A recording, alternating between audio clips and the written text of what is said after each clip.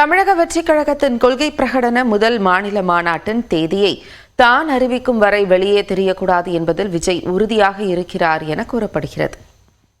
நடிகர் விஜய் தான் தொடங்கியுள்ள தமிழக வெற்றிக் கழகத்தின் முதல் மாநாட்டை பிரம்மாண்டமாக நடத்த திட்டமிட்டிருக்கிறார். அதற்கான பணிகள் நடைபெற்று வருகின்றன.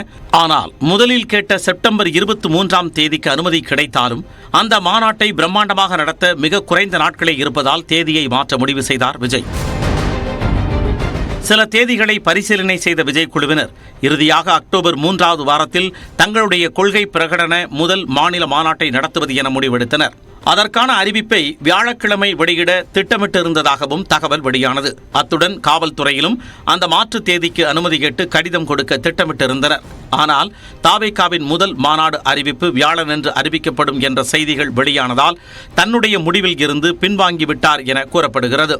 அது மட்டுமில்லாமல் தன்னுடைய அனுமதியின்றியோ தான் அறிவிக்காமலோ கட்சி சார்ந்த எந்த முக்கிய விஷயங்களும் வெளியே கசிந்துவிடக் கூடாது என்று உறுதியாக இருக்கிறார் விஜய்.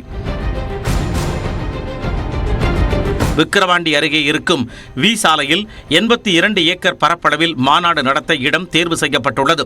அந்த இடத்தை சரி செய்தல், பந்தல் அமைத்தல், மேடை அமைத்தல் மற்றும் பாதுகாப்பு ஏற்பாடுகள் என பல வேலைகள் இருக்கின்றன. அதுவும் காவல்துறையினர் கூறியுள்ள 33 நிபந்தனைகளுடன் இடத்தை தயார் செய்ய வேண்டும். எனவே அதற்கேற்றவாறு ஒப்பந்ததாரர்களும் நியமிக்கப்பட்டுள்ளனர். ஆனால் அதற்கு சுமார் 20 நாட்கள் தேவைப்படும் என அவர்கள் அவகாசம் கேட்டுள்ளனர். அதற்கு தகுந்தபடிதான் தற்பொழுது கொள்கை பிரகடன முதல் மாநாட்டிற்கான தேதி தேர்வு செய்யப்பட்டிருக்கிறது. இருந்தாலும் விஜயின் அறிவிப்பு வெளியான பிறகே அவர்கள் பணிகளை தொடங்குவார்கள் என கூறப்படுகிறது. இதற்கான அறிவிப்பு வேலைகள் நடைபெற்று வந்த நிலையில்தான் செய்திகள் வெளியாகிவிட்டன. இதனால் தற்போது அறிவிப்பு தேதி மாறியிருக்கிறது. இருந்தபோதிலும் 2 நாட்களில் அறிவிப்பு வெளியாகிவிடும் என எதிர்பார்க்கப்படுகிறது. அக்டோபர் இறுதியில் மாநாடு நடக்க வாய்ப்பு உள்ளது. செப்டம்பர் 23ஆம் தேதி மாநாட்டை முடித்துவிட்டு அக்டோபர் முதல் வாரத்தில் தன்னுடைய இறுதி திரைப்படத்தில், அதாவது தளபதி 69 என தற்காலிக தலைப்பு வைக்கப்பட்டிருக்கும் படத்தில் நடிக்க திட்டமிட்டிருந்தார். ஆனால் தற்போது அக்டோபர் இறுதியில் மாநாட்டு தேதி தள்ளிச் சென்றுள்ளது. எனவே அவரின் இறுதி படத்தின் படப்பிடிப்பும் தள்ளிச் செல்கிறது. நியூஸ் 18 தமிழ்நாடு தொலைக்காட்சி செய்திகளுக்காக செந்தில் ராஜா. மகாவிஷ்ணுவின் அறக்கட்டளைக்கு வெளிநாடுகளில் இருந்து பணம் டெபாசிட் செய்யப்பட்டுள்ளதாக போலீசார் தரப்பில் தெரிவிக்கப்பட்டுள்ளது. ஆன்மீக வழியில் பணம் சம்பாதிக்க போலி ட்ரெண்ட் ஆசாமியாக செயல்பட்டு வந்தாரா? அறிவுக்கு அப்பாற்பட்ட விஷயங்களும் தனக்கு அசால்ட் என கூறி இன்னொரு கைலாசாவிற்கு பிளான் போட்டிருந்தாரா? மகாவிஷ்ணுவின் பின்னால் மறைந்திருக்கும் மர்மங்கள் என்ன? இந்த பிறவியிலும் சார் உங்களோட பெயர் தெரிஞ்சுக்கலாமா? சார் உங்களுக்கு பதில் வேணும்னா நான் கேட்கிற கேள்விக்கு பதில் சொல்லுங்க. என்ன பேசணும் நீங்க சொல்லுங்க. மறுபிறவியை பத்தி வேற யார் சொல்லி கொடுப்பா? ஆன்மீகம் என்ன? ஒரு நிமிஷம் மேடம், ஆன்மீகம் என்றால் என்ன? அரசு பள்ளியில ஆன்மீகம் பேசக்கூடாது யார் சொன்னது? இந்தியன் கான்ஸ்டிடியூஷன் லா சொல்லுதா?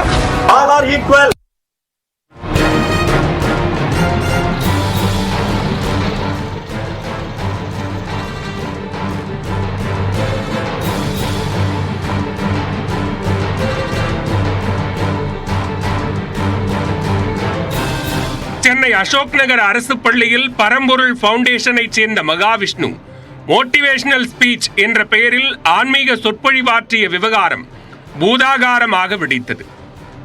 பள்ளி மாணவியர் முன்னிலையில் முன்ஜென்மத்தில் செய்த தவறுகளால் தான் மாற்றுத்திறனாளிகளாகவும் ஏழைகளாகவும் இருக்கிறார்கள் என்று பேசியிருந்தார். இந்த ஜென்மத்தில் கை கால்கள் இல்லாமல் பிறந்தவர்கள் கடந்த ஜென்மத்தில் பாவம் செய்தவர்கள் என்றும் பேசியது பெரும் அதிர்வலைகளை கிளப்பியது. மகாவிஷ்ணுவின் சர்ச்சை பேச்சுக்கு பலரும் கண்டனம் தெரிவித்தனர்.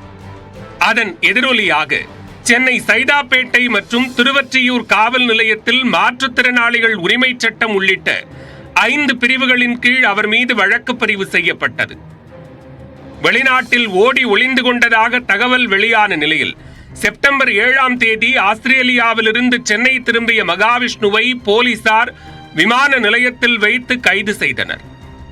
பின்னர் அவர் நீதிமன்ற காவலில் புழல் சிறையில் அடைக்கப்பட்டார். சித்தர்கள் தன்னிடம் பேசுவார்கள் என்றும் சித்தர்கள் சொன்னதையே தான் பேசியதாகவும் நீதிமன்றத்தில் தெரிவித்திருந்தார்.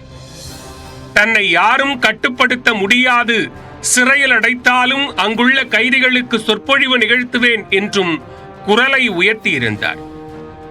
யூடியூப் சேனலில் அப்லோட் செய்யப்பட்ட வீடியோக்களை ஆய்வு செய்ய பாலியல் ரீதியாக பல சர்ச்சை கருத்துக்களையும் பேசி நங்கூரம் போல மாட்டிக்கொண்டார். பள்ளிக்கூடத்தில் பேசியது மட்டுமல்லாமல் அறக்கட்டளை அலுவலகம், வெளிநாட்டு வங்கி விவரம் என இன்னும் தோண்டினால் மகாவிஷ்ணுவின் மற்றொரு முகம் வெளிச்சத்திற்கு வரலாம் என அதிகாரிகள் நினைத்துள்ளனர். இதனால் சிறையில் இருக்கும் மகாவிஷ்ணுவை காவலில் எடுத்து விசாரிக்க சைதாப்பேட்டை காவல்துறையினர் முடிவு செய்தனர். அப்போதுதான் மகாவிஷ்ணு தாக்கல் செய்த ஜாமீன் மனுவும், காவலில் எடுத்து விசாரிக்க அனுமதி கோரி காவல்துறையினர் தாக்கல் செய்த மனுவும் நீதிமன்றத்தில் விசாரணைக்கு வந்தன.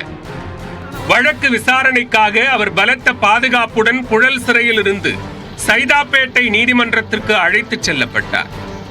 அப்போது தனக்கு வழக்கறிஞர் வேண்டாம் என்றும் தனக்கு தானே வாதாடிக் கொள்கிறேன் என்றும் நீதிபதியிடம் தெரிவித்தார். இருதரப்பு வாதத்தையும் கேட்ட நீதிபதி காவலர்கள் கேட்ட 7 நாட்களில் 3 நாட்களுக்கு மட்டும் மகாவிஷ்ணுவிடம் விசாரித்துக் கொள்ளலாம் என கூறி உத்தரவிட்டார். புதன்கிழமை இரவு 11 மணி அளவில் மகாவிஷ்ணு பலத்த பாதுகாப்புடன் திருப்பூருக்கு புறப்பட்டார்.